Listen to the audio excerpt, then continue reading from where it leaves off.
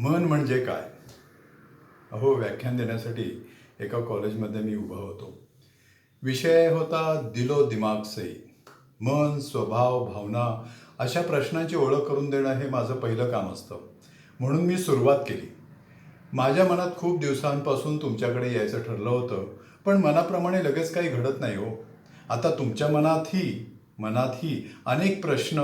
तेव्हा माझं हे वाक्य मध्येच तोडत एक विद्यार्थी उभा राहिला आणि म्हणाला, मला पहिलं हे सांगा की मन म्हणजे काय? मन म्हणजे काय हो? मी इतर विद्यार्थ्यांकडे बघून विचारलं. काही हात वर आले. प्रत्येक जण सांगू लागला. एक म्हणाला विचार.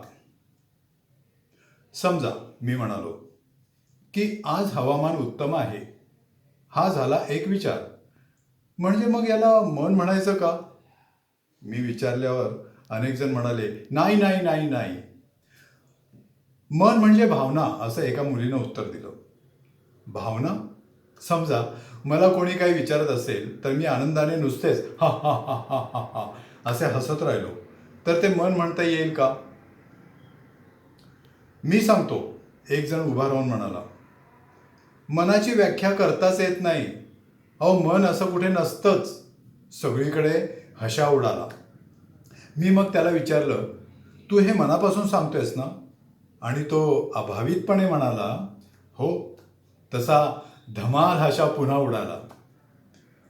मग तुला मन आहे पण ते नाही असं तू म्हणतोयस, म्हणजे सगळा कालवाच म्हणायला हवा की, असं मी स्टेजवर बसलेल्या उपप्राचार्यांकडे वळून म्हणालो.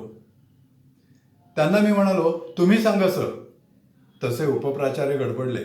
म्हणाले, अहो, मन म्हणजे असं कसं सांगता येईल? मन म्हणजे सर्वच आलं ना त्यात.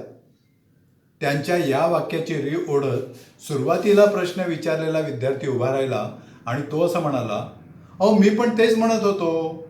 मनाची अशी कोणतीही व्याख्या करताच येत नाही आणि विज्ञान तेथं पोचू शकणार नाही, म्हणजे तिथे जाणारच नाही. अहो, मन म्हणजे आत्मा, अध्यात्मच सांगितलेलं आहे. शांतपणे मी त्याचं म्हणणं ऐकून घेतलं. मी त्याला टेबलावर ठेवलेला गुलाब दाखवला. विचारलं, हे काय आहे? तो म्हणाला, हे गुलाबाचं फूल आहे. मी विचारलं, हे तुला कसं कळलं की यालाच गुलाबाचं फूल म्हणतात? तसा तो म्हणाला, मला हे शिकवलंय लहानपणी. मग मी त्याला सांगू लागलो, लहानपणी आईनं एक फूल डोळ्यासमोर धरलं. तू ते डोळ्यांनी पाहिलंस. डोळ्यातून पहिली सूचना गेली कुठे? डोक्यात. म्हणजे कुठे? मेंदूकडे. मग दुसरी सूचना मेंदूत गेली कानाकडून. म्हणजे आई म्हणाली, हे फूल आहे, हे ऐकवलं. म्हणजेच त्या फुलाला गुलाब म्हणतात हे तू ऐकलंस, मेंदूत ठेवलंस. आणि याचा रंग गुलाबी आहे, म्हणजेच गुलाबाचे गुणधर्मही सांगितले.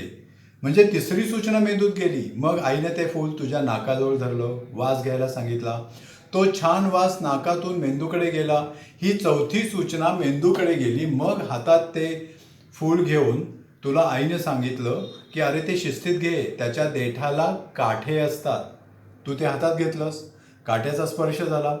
त्वचेकडून पाचवी सूचना मेंदूकडे गेली, काटेरी गुलाब. मग एक पाकळी सोलून तोंडात ठेवून चावलीस, चव वेगळीच वाटली.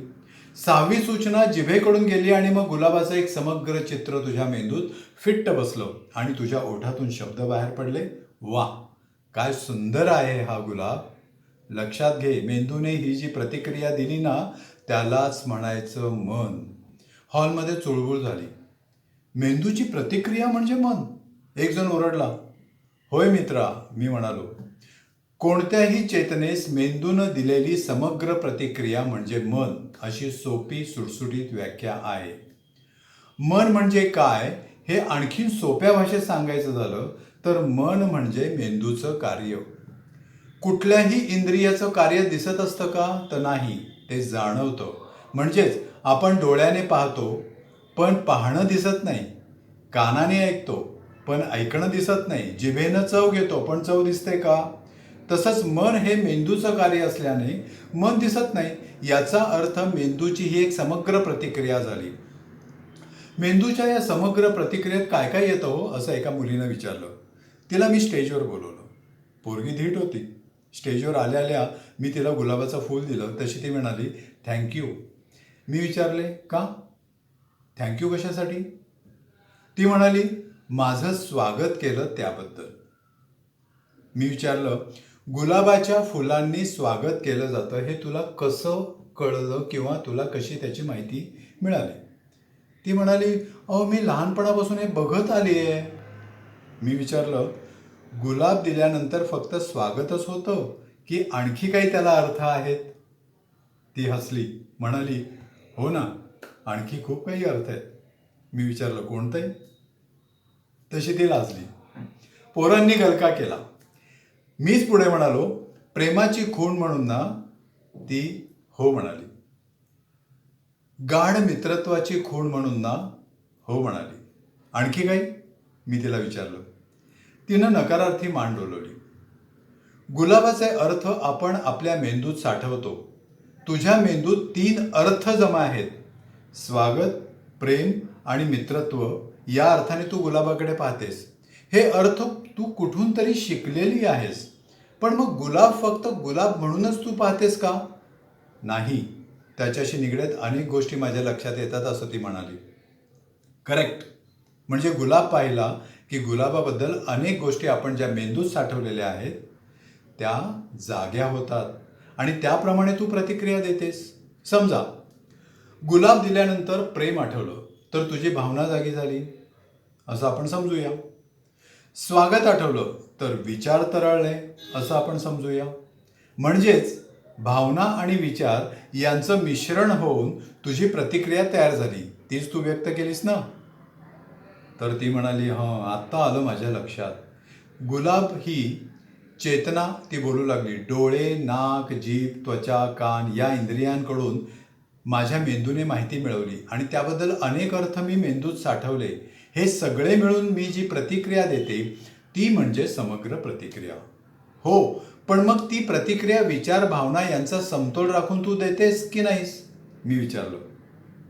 मला समजलं नाही. ती म्हणाली, हे बघ, गुलाब पाहिल्यावर तू जोरजोरात आनंदाने इथे स्टेजवर उड्या मारू लागलीस. का? अशी कशी मारेन? लोक हसतील ना मला. ती म्हणाली, म्हणजे जर भावना फक्त व्यक्त केल्यास तर त्याही विचार न करता तर तू उड्या मारशील अशा उड्या आपण प्रेमात पडल्यावर मारत नाही का? आपण त्यावेळी विचार कुठे करतो? प्रेमच करायचे एवढेच डोक्यात थैमान असते. विचार नसतोच फारसा. आणि लोक हसतील म्हणून तू स्टेजवर उड्या मारायच्या नाहीत हा विचार तू पक्का केलेला आहेस या ठिकाणी आत्ता. मी म्हणालो, हं, समजते मला आता. ती म्हणाली, म्हणजे मी वर आल्यावर गुलाबाचं फूल घेऊन प्रसन्न चेहरा करून हसून थँक्यू न म्हणता जर आपल्या इथे आल्यावर मठ्ठपणे टेबलावर ठेवून दिलं असतं तर भावना शून्य आणि फक्त वैचारिक कृती झाली असती. बरोबर ना? ती म्हणाली, येस. विचार आणि भावना यांचा समतोल राखून मेंदूनं दिलेली समग्र प्रतिक्रिया म्हणजे मन. मी शेवट केला. उपप्राचार्य उभे राहिले. भावनेनं त्यांनी माझे हात हातात घेतले. विचार करून म्हणाले, पटलं आम्हाला.